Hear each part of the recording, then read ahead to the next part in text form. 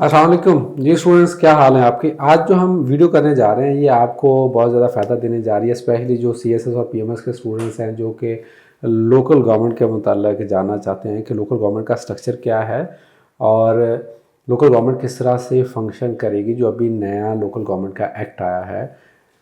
अच्छा, दूसरा इसमें जो बहुत सारे स्टूडेंट्स हैं जो कि चीफ ऑफिसर की जॉब्स के लिए जिन्होंने अप्लाई किया हुआ है, चीफ म्यूनसिपल ऑफिसर और चीफ ऑफिसर फाइनेंस, बहुत सारी पंजाब गवर्नमेंट की जॉब्स आई हुई हैं और उन पे लोग तैयारी कर रहे हैं, उस पर अप्लाई कर रहे हैं।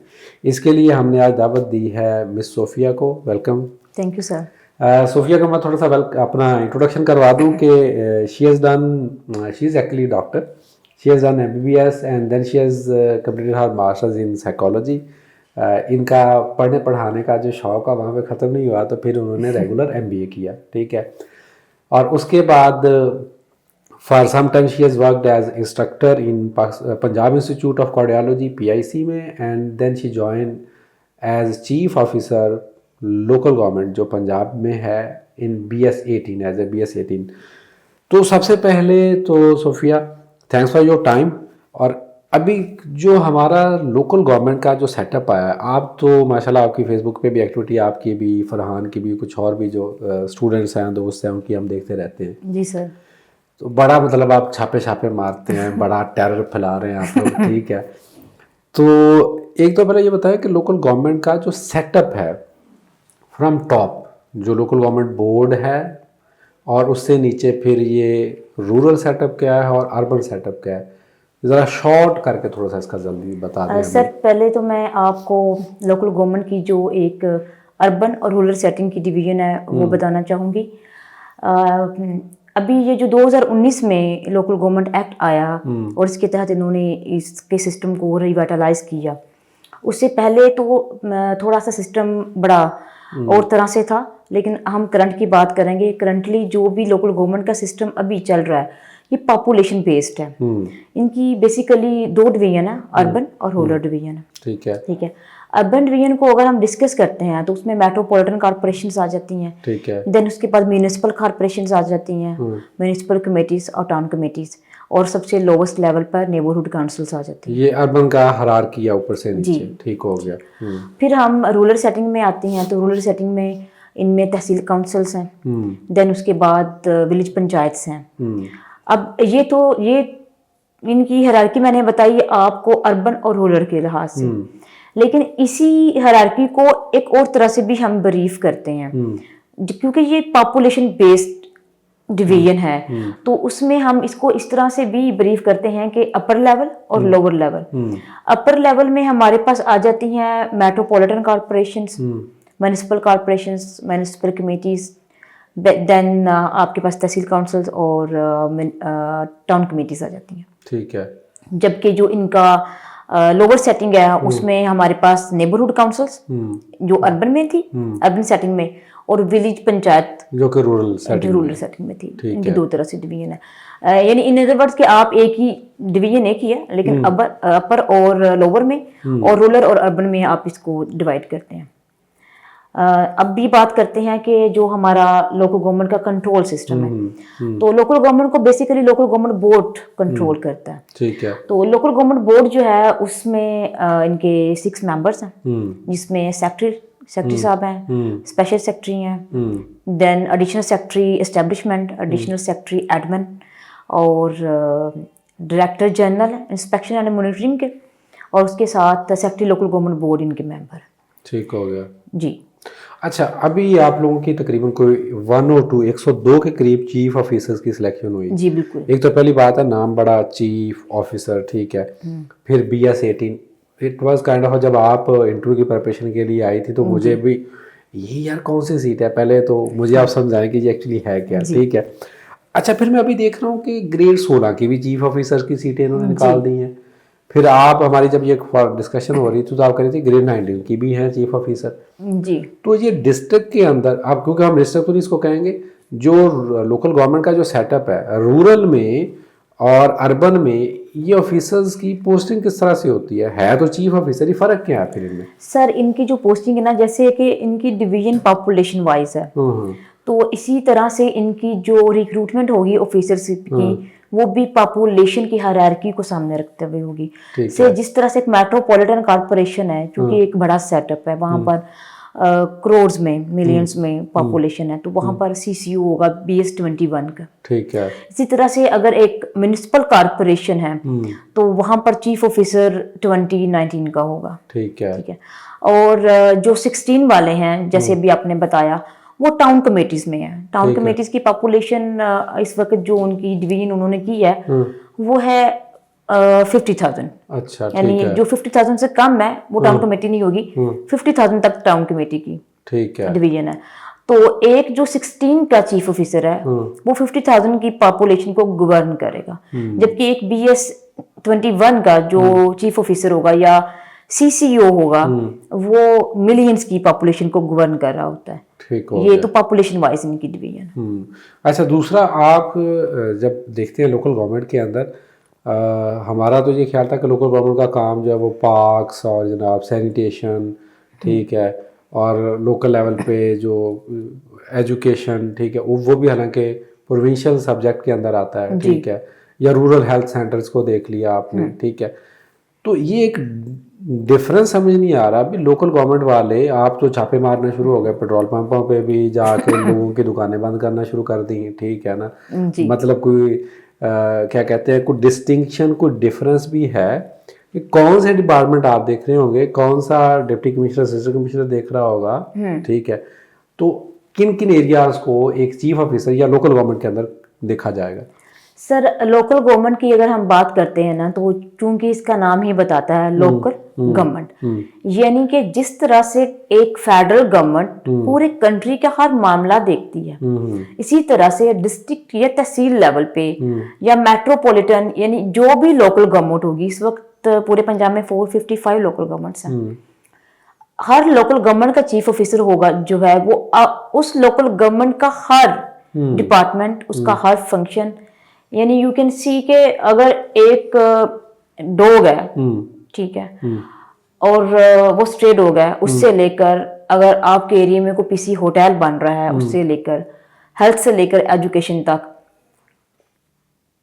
ट्रैफिक पुलिस से लेकर दूसरी पुलिस तक, एक जो चीफ ऑफिसर लोकल गवर्नमेंट का है वो हर इशू देखेगा, उसी तरह से जिस तरह से एक हेड ऑफ फैमिली अपनी फैमिली का हर मैटर देखता है। अच्छा, ये बहुत ज़्यादा ब्लैंकेट स्टेटमेंट नहीं हो गई?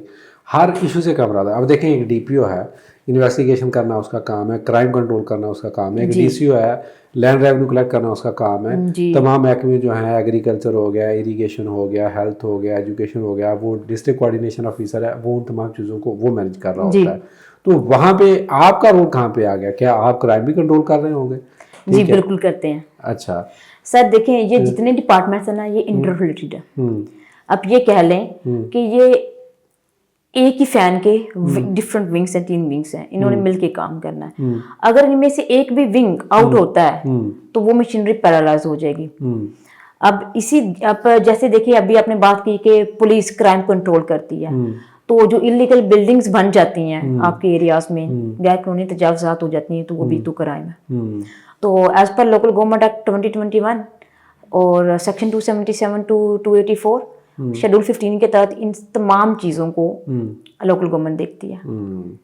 अच्छा, जो आपने अभी जिस तरह से लोकल गवर्नमेंट एक्ट 2021, कौन सा सेक्शन बताया? मैंने आपको 277 टू 284, हाँ, शेड्यूल कौन सा और बताया? शेड्यूल 15 बताया। ये आप लोग सारे याद रखें, जितने भी यंग ऑफिसर्स आ रहे हैं सर्विस के अंदर, आपकी पावर हमेशा लॉ होता है। लॉ जो कानून है, अगर आपको उसमें पता है कि उसमें क्या आपकी पावर गिवन है, इन रियलिटी प्रैक्टिस में कुछ चीज़ें बिल्कुल उस तरह से नहीं चल रही होती। अच्छा चलें, खैर देखें, अगर मेरे पास चांस हो तो मैं आज भी दोबारा से यही गलती करूँगा, मैं सिविल सर्विस ज्वाइन करूँगा, CSS करके CSS में आऊँगा, ठीक है। अच्छा, क्योंकि उसकी मैं एक वजह बताता हूँ, एक कैरियर प्रोग्रेशन है जी, ठीक है। लाइक मुझे अल्लाह से तंदुरुस्ती दे, मुझे पता है मैं और मेरे बैचमेट्स हम कम से कम 21 तक तो लाजमी जाएंगे, ठीक है।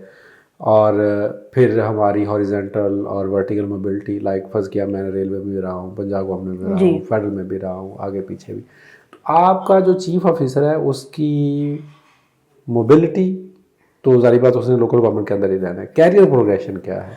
सर अगर हम करियर प्रोग्रेशन को देखें तो जो मेरी नज़र में है, बेशक डिप्टी कमिश्नर, असिस्टेंट कमिश्नर, यानी सिविल सर्विसेज का एक अपना चार्म है। सबसे जो ज़्यादा एक बर्थवाइल चीज़ है वो तो ये है कि लोगों में रिकग्निशन बहुत ज़्यादा है। एसीज डीसीज की लोग इनको रिकग्नाइज करते हैं, माशरे में इनकी एक यू कैन से कि एक सेट रेपुटेशन है, ट्रेडिशन कल्चर का पार्ट बन चुका है। कल्चर का बिल्कुल ऐसा ही है। लेकिन नो डाउट कि वो इक्वली इम्पोर्टेंट और वर्थवाइल डेजिग्नेशंस हैं, सर्विसेज हैं। लेकिन अगर आप पावर्स को देखें तो सीईओ या लोकल गवर्नमेंट का कोई भी ऑफिसर है, उसकी पावर किसी भी तरह से एसीज सिविल सर्विसेज के किसी भी अफसर से कम नहीं है। जो मैंने अपने इलाके को पढ़ा जहाँ तक मैंने अभी तक समझा है, लोकल गवर्नमेंट को उसके कानूनों को सामने रख के, एक्ट्स को देखते हुए या अपनी पावर्स को देखते हुए, तो मैं ये समझती हूँ कि अगर मुझे कोई ये कहे कि मैं सिविल सर्विसेज को ज्वाइन करूं, टाइम लगाऊं, एफर्ट लगाऊं, उसके बाद मैं वहां आऊं, तो मैं मेरे ख्याल में प्रेफर नहीं करूंगी।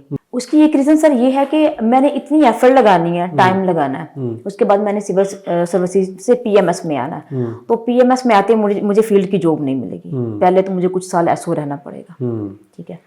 जबकि आप लोकल गवर्नमेंट में डायरेक्ट फील्ड में जा रहे हैं, ठीक है। जिस तरह से जैसे हमारी रिक्रूटमेंट हुई तो इनिशियली हमें उन्होंने डिस्ट्रिक्ट तहसील ऑफिसर रेगुलेशंस लगाया। सही है। अब अगर रेगुलेशन के ऑफिसर को देखें तो मैं आपको उनकी चंद एक पावर्स बताना चाहूंगी। एक रेगुलेशन ऑफिसर जो होता है, अगर वो तहसील रेगुलेशन ऑफिसर है, पूरी तहसील का प्रॉपर्टी इंचार्ज है, he is the property manager of whole tehsil. तो इवन एक चेयर से लेकर, कार से लेकर, ऑफिस से लेकर, लैंड से लेकर, अगर पेन भी है ना तो उसका प्रॉपर्टी मैनेजर वही है, ठीक है। वो एलोकेट करेगा जहां जहां भी देनी है, फर्स्ट थिंग। दूसरी बात ये कि मार्केट रेगुलेशन बहुत बड़ा काम है, पूरी मार्केट को रेगुलेट उसने करना है, ठीक है। अब वो लीगल शॉप्स हैं, इलीगल मार्केट्स हैं, अब उसमें एक छोटी सी रेडी से लेकर पीसी होटल तक हर तरह का बिजनेस आ जाता है, यानी पूरी बिजनेस कम्युनिटी वो रेगुलेट करता है।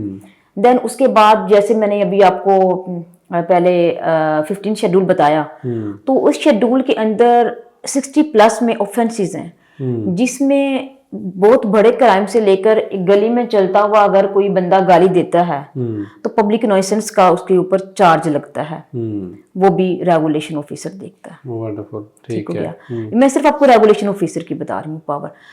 और उसके बाद जितनी भी बिल्डिंग कंट्रोल्स हैं, घर बनता है, बड़े बड़े रेस्टोरेंट्स बनते हैं, होटल्स बनते हैं, किसी भी तरह की डेवलपमेंट है, रेगुलेशन ऑफिसर उसको मॉनिटर करता है। अच्छा, ये जो चीज़ें हैं अभी मैंने ये देखा है कि कुछ जगह पे तो जो बड़े बोर्ड ऑफिसर्स हैं या जिनको चीज़ों की अंडरस्टैंडिंग है उन्होंने तो इम्प्लीमेंट करना शुरू कर दिया, लेकिन एज ए सिस्टम इस चीज़ ने अपने आप को अभी डेवलप नहीं किया। इसमें क्या खामियां हैं और किस तरह से जो हो सकता है? सर मुझे अच्छी तरह से याद है कि when I come to you for preparation of my interview for this seat, तो मुझे वो एक चीज़ आपकी बड़ी अच्छी लगी और आज भी मेरे माइंड, मेरे हार्ट में वो पेनिट्रेटेड है। आपने कहा था कि कानून पावर देता है आपको, ये आपके ऊपर डिपेंड करता है how to exercise this power, आपके ऊपर डिपेंड करता है आपने किस तरह अपनी पावर लेनी है और उसको यूज करना है, एक्सरसाइज करना है। तो मैं ये समझती हूँ ये हर ऑफिसर की अपनी पर्सनैलिटी पे डिपेंड करता है, उसकी अपनी पैशन पे और उसकी अपनी विल पावर पे डिपेंड करता है कि वो अपनी पावर्स को पूरी तरह एक्सरसाइज करता है। और एक्सरसाइज करने के लिए तो कानून समझना ज़रूरी है। और पहली बात जो अभी हमने स्टार्ट में की कि कानून आपको पावर देता है, तो उसके लिए आपके दिमाग में उसकी समझ होनी बहुत ज़रूरी है। अगर आप कानून समझ जाएं तो मैं समझती हूँ कि शायद कानून तो मेरे ख्याल में गली में चलते हुए इंसान के ऊपर भी आपको कोई चार्ज लगाने की गुंजाइश दे देगा कि इसके ऊपर भी लगा दो भाई। अरे वो तो हमारे यहाँ अकाउंट्स में पता क्या कहते होते हैं यहाँ पे छोटा सा एक जोक सुनाता हूँ कि जो अकाउंट्स ऑफिसर हमारे वो होते हैं ना, तो उनके पास 2 बस्ते होते हैं। जो पुराने अकाउंट्स ऑफिसर होते थे ना, जो हमारे वो डिपार्टमेंटल ऑफिसर्स होते हैं, कि उन्होंने एक बक्सा इधर रखा होता था और एक बक्सा इधर रखा होता था। सही।